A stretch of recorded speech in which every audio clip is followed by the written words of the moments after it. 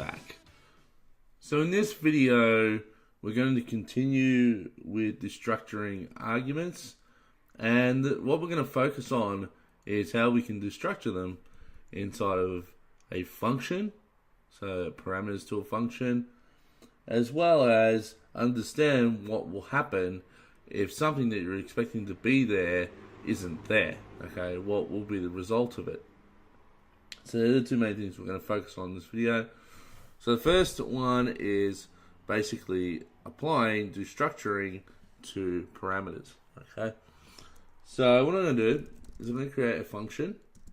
I'm going to call it set theme settings or something like that, right? And so here I'm just going to have something called settings. Now this settings thing is obviously an object. Well, I'm going to make it an object.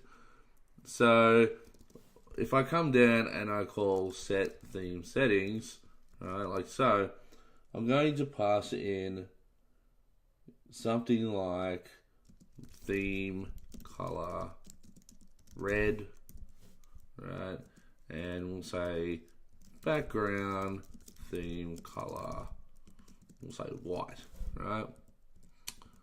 So just like earlier, if we wanted to get these settings out of this object that we're passing into this function, you would have to do something like var, c equals settings dot theme color, right? Var b for background equals settings dot background theme color, right? And then we go console dot log color. In fact, I should use the backtick for this.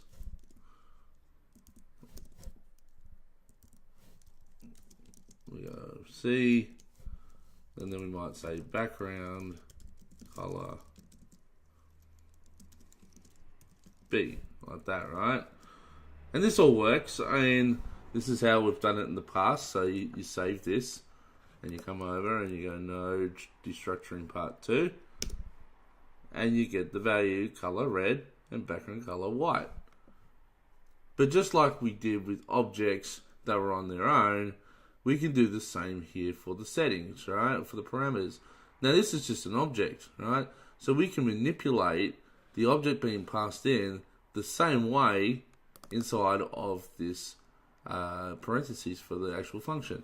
So what I mean is I can come here and I can destruct the incoming object and go, I want the theme color to be C, right?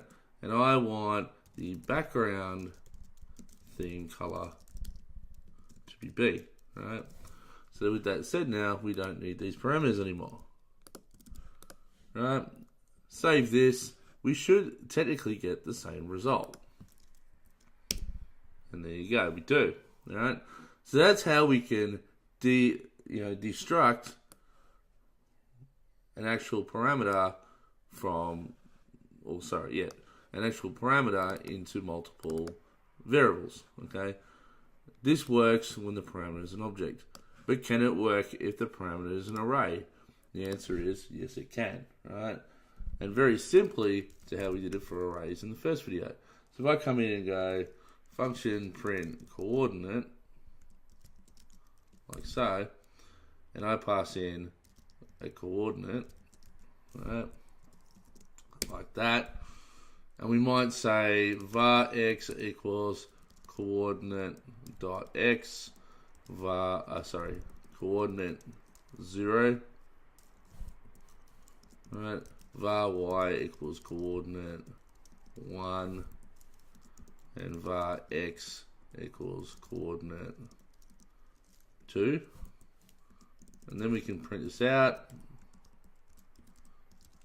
We can go, backticks. We can go x is equal to x. And I forgot this one should be z here, not x.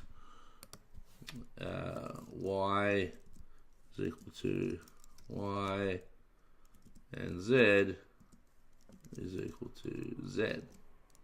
Right? And if I come down underneath this one and go print coordinate, and I just pass in let's say, I don't know,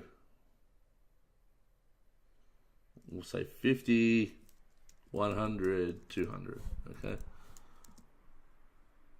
Based on what we have above there, we should get X is 50, Y is 100, and Z is 200. Right? So we're grabbing from the coordinate array that we're passing in here. So if we step over and we check this, you can see the right values coming out. But again, we're having to do all this work, right? The simpler option is to go X, Y, Z.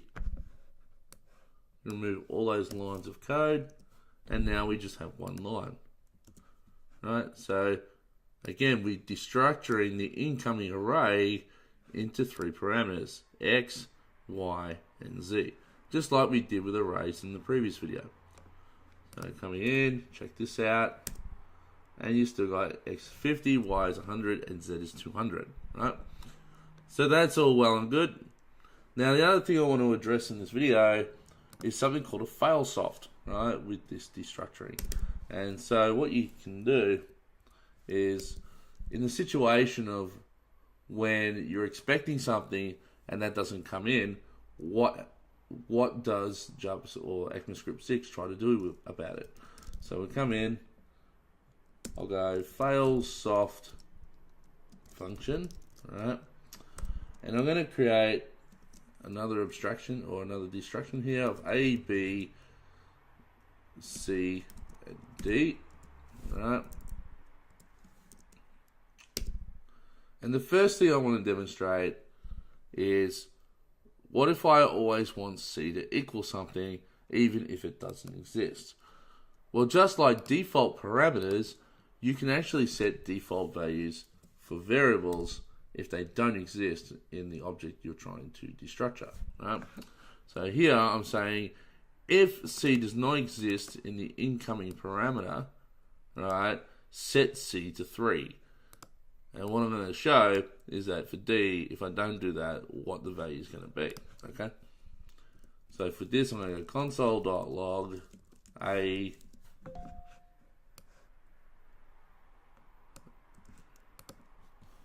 B, C, D, essentially. A, B, C, D, right? So that's the function. Now what I'm going to do under here is I'm going to call that function. And for the first scenario, I'm just going to pass in an A and a B, right? So A, we'll say is 1, and B is equal to 4, right? So what do you think is going to happen, right? What's going to be the value for C and D because we didn't pass it? A should be 1, B should be 4, but is C actually going to be equal to 3? And what is the value of D? Let's check that out. As you can see, we get the 1 for A, the 4 for B. We actually get the default value of 3 for C. And for D, it doesn't actually fail. It just says that is undefined. Okay, so just be wary that if the incoming parameter does not contain the mapping to this D thing here, that you will get a value of undefined. And that may be what you expect or you don't expect. I'm not sure on your use case, but it's just what you keep in mind. Now if I come in and I do the same thing here, and this time I'm going to set a C value as well, I'll set C is equal to 7. What you're going to see is 147 undefined. Alright, so check that. 147 undefined. Oops. Undefined, right? Lastly, just for a last call here, I'm going to not include C, I'm going to include D. Alright. So I'm going to make this D, and I'm going to make it 15.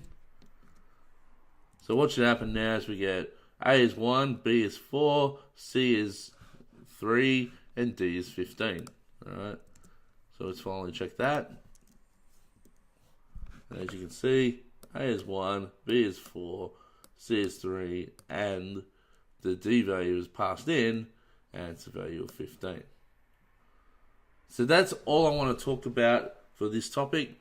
In the next video, we're going to actually get started on Node. Alright, we've finally gotten through all the ECMAScript stuff that I want to talk about.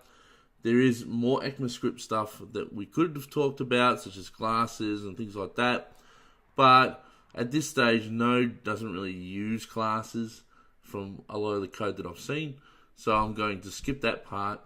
If you're interested in it, you can look it up for yourselves. But in the next video, I'm going to start with creating a very simple web server, and we're going to move up from there into more complex stuff. So I'll see you in the next video.